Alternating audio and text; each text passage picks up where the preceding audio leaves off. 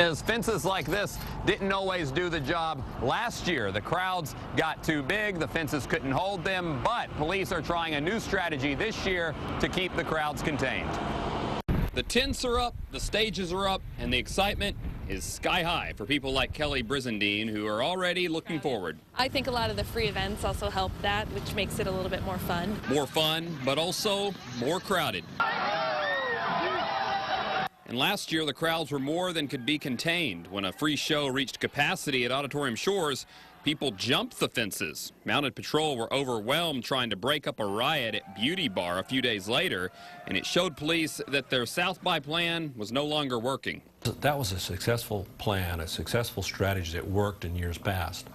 Last year was not so effective. In years past, police would rely heavily on downtown patrol and support them with off-duty officers. This year, it is all hands on deck. South by has grown. It's no longer just an issue in the downtown area. So they'll do something called Modified Alpha Bravo. It means half the department works from 6 a.m. to 6 p.m., the other half from 6 p.m. to 6 a.m.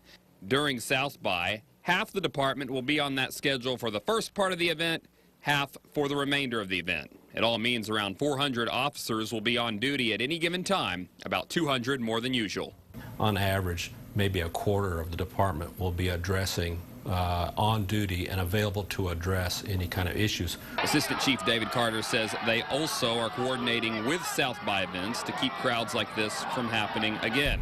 And even if this year's is the biggest ever, it won't be too big. I don't think Austin will let it outgrow Austin. And get used to this type of enforcement because it's what APD wants to use for future special events. In fact, this is the type of enforcement they want to use when F1 comes to town. We're live downtown. Chris Sadeghi, KXAN News.